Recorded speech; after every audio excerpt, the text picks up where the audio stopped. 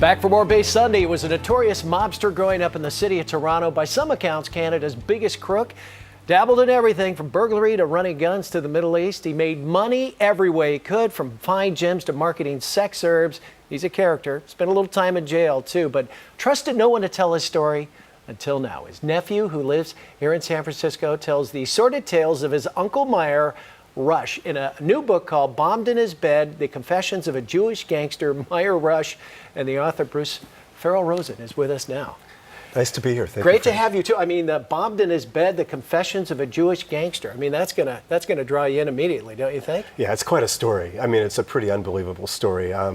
I interviewed my uncle, Meyer Rush, in the early 80s. Originally wrote the book as a fiction because there were so many incredible tales in there that I definitely to be safe, wanted. maybe? Yeah. And he wanted to just live a quiet life. But later on, the last few years, he gave me the permission to publish it, before he passed on.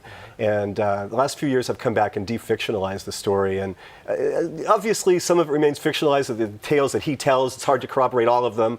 And there's some things that had to be fictionalized, but well, give us a thumbnail sketch. Okay, who was he? Where did he grow up?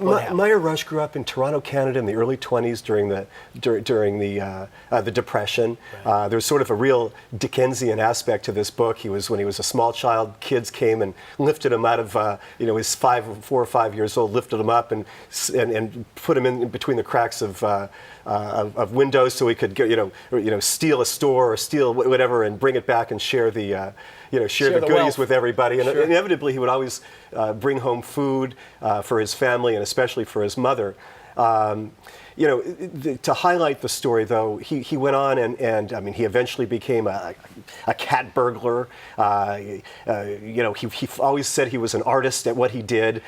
He learned the art of making master keys in hotel rooms, and all of a sudden, no hotel room was safe across the whole country. Well, and he was an entrepreneur too. Advertising on cabs, he did that. Yeah. Sex herbs, he sold those and made a ton of money. Oh yeah, he went to the Caribbean, learned of an herb, an aphrodisiac herb, and came back and made a mint out of it. He traveled around the United States, saw that there were signs on top of cabs, recognized that wasn't the case in Toronto, wound up putting together a package of signs for cabs and other advertising, made a mint out of that. To get to the essence of the story and the cover of the book, right? Bombed in his bed. In the late 1960s, after he eventually graduated and started merging companies and trying to put companies together all over the world, trying to buy diamond mines, and even talking to a sheik in the Middle East about trying to buy oil rights. He was trying to put all these companies together, merge them, try to truly, in his opinion, in what he said to me, really make them into something big, and then selling shares in these companies, putting them together in a mutual fund. Well, apparently there were people that wanted in on his action. He was a maverick. He didn't appreciate people moving in on him. And he said to me, toward the end of his story, he said, Brucey, one thing, maybe the big problem I had in life is that I've never known fear. I've never, ever known the emotion of fear, is what I think one of his final realizations was, and why he lived the life he did. So people wanted in on his action. He's being indicted on a $100 million conspiracy or fraud charge that was considered the crime of the century in Canada. He's supposed to go to trial in the following morning. In the wee hours of that night, a bomb blows up and blows him up. He dies on the way to the hospital twice, is revived twice, and then goes to Panama, where he is... And we got to stop you there. We're out of time.